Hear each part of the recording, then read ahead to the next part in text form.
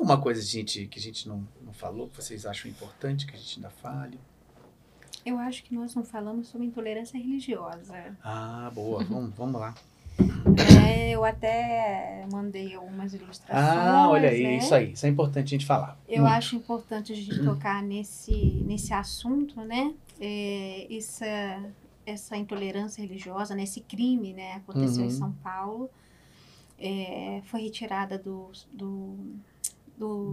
site Portal de Notícia da UOL, se eu não me engano, né?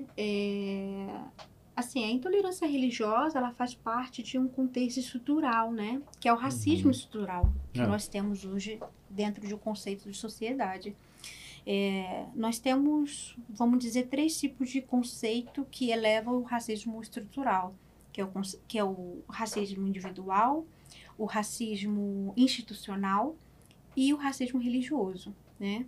O racismo individual é o racismo daquele ser humano, né? Daquele ser que ele sabe o que é racismo, mesmo assim ele pratica, né? E existem pessoas também que praticam racismo indiretamente. O que seria um racismo indiretamente?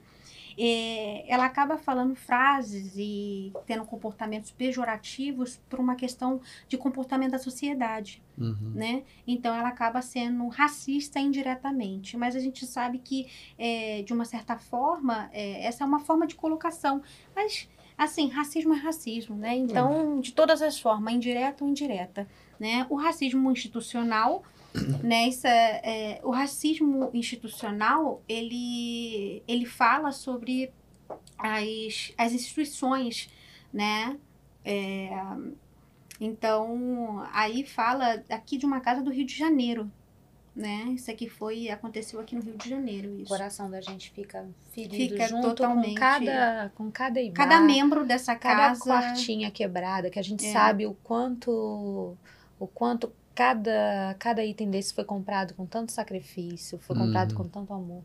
Houve tanta dedicação na hora de montar ali um ibá de Omolu, Baluaê, não sei, é um xaxará, um elemento de tanta importância com a gente, ali, ancestral. sendo ofertado, Tem umas comidas ali, de orixá, entrega as setas de Babami, o Baluaê, o Omolu, né, as palhas. Isso fere o nosso coração de um jeito que ele pode falar assim, vocês não estão num lugar de fala, né, para falar, realmente. Pode se entender desse jeito, mas eu adoro uma deidade que ela é preta. Eu não tô iludida achando que é da minha cor ou que é da minha raça. Eu tenho consciência que eu adoro um orixá preto. E ser de orixá empodera as pessoas, né? Aquele ser tão... que já vem carregado por tanto racismo, ele dentro de um terreiro de candomblé, ele pode dizer que ele descende de reis e rainhas. Porque os orixás são reis e rainhas. E ele pode se sentir um príncipe, uma princesa, né? Um rei, uma rainha, por que não? E quando a gente vê que esse momento aí, esse local de culto e adoração foi depredado, isso é muito triste. E isso tudo embasado no fato de você achar que o preto é inferior, que ele não deve receber tamanho respeito. Então isso machuca, isso dói, e eu falo sim, podem me questionar, não estou num lugar de fala, beleza, mas eu tenho atitudes para uma valorização preta ancestral. Eu luto contra isso daí todos os dias, né? E eu digo para os meus filhos brancos que nós somos descendentes de um povo preto. Sim, simples assim. A gente adora. Exatamente. Então isso machuca, isso fere. A gente é questionada muitas vezes por questão de lugar de fala, né? Por sermos pessoas brancas, né? Reconhecidas pela sociedade. Eu digo que eu tenho um local de fala porque eu venho de uma relação interracial, né? Uma relação interracial, minha mãe é branca e loura e meu pai é preto, né?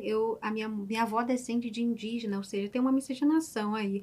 Então, assim, eu venho de um fruto interracial, meu pai é preto, Por que eu não posso falar da minha ancestralidade do povo negro? Né? Desde que eu venho descendente, também tenho o DNA, né? E também sou de uma religião afro e também luto contra a intolerância religiosa, contra o racismo estrutural, né?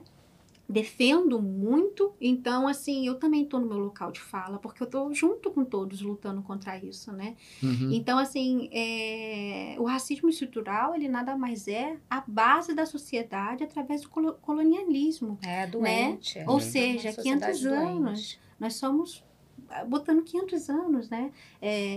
500 anos de colonialismo que nós vivemos aqui, né? A gente fala isso porque está dentro da história, mas assim, a gente tem resquícios seríssimos. Diariamente. Né? A gente tem vivências muito corriqueiras no nosso dia que são falas pejorativas, são formas, são atitudes. Então, assim, quando eu falo do racismo religioso, eu falo do racismo estrutural, porque está na sociedade. E por que existe o racismo religioso? Porque o racismo religioso, ele nada mais é do que... Você compreende que o racismo religioso, ele só é contra as religiões de matriz africana? Por quê? Porque descende de povo negro. Ele não descende de povo branco. Né? Assim, não querendo... como fazer, colocar pautas aqui, né, levantar pautas aqui, mas a gente não vê a igreja sofrendo racismo religioso, a gente não vê o catolicismo sofrendo racismo religioso, nós vemos a Umbanda sofrendo racismo religioso, nós vemos o Candomblé sofrendo racismo religioso. Por quê? Porque eles são baseados na cultura afro, descendentes de povo preto, negro, reis e rainhas, né?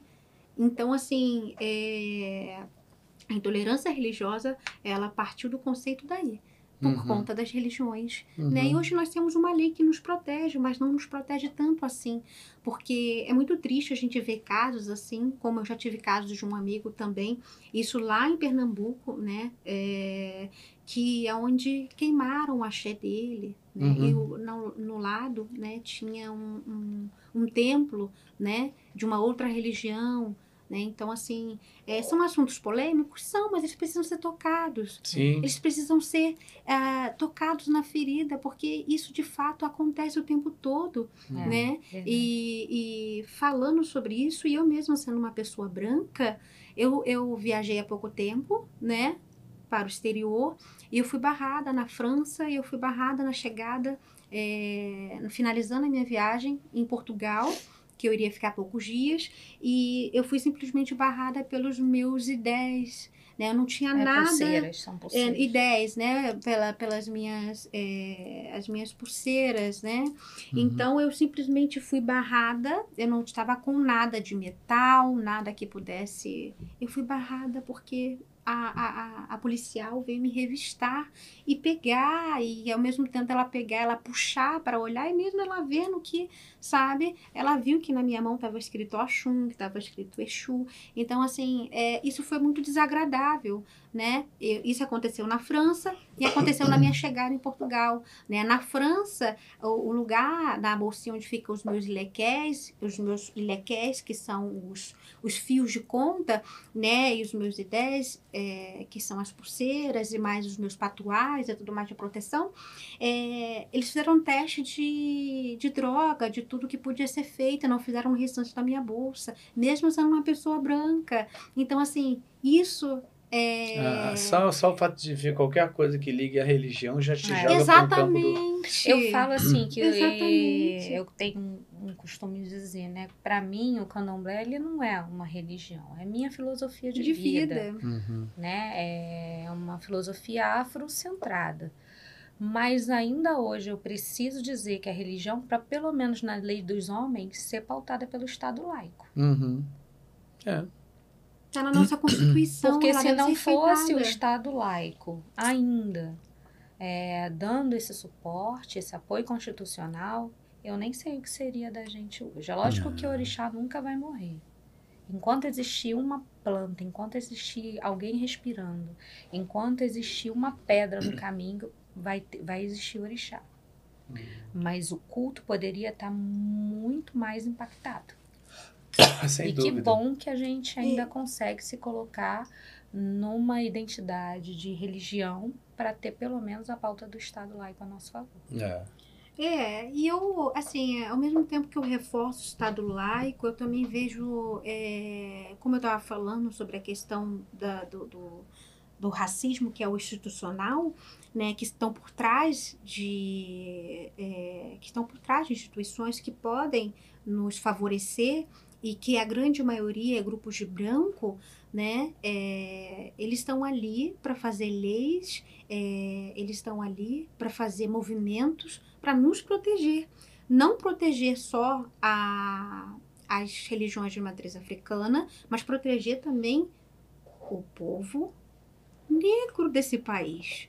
Então, se eu tenho por trás dessa instituição pessoas que não fazem movimento para isso, eu tenho uma instituição que não faz pela maioria, porque hoje a gente sabe que dentro das periferias do Brasil, o que mora mais são pardos, pretos, brancos, mas mais pardos, pretos, indígenas, né, e de várias outras etnias. Então, assim,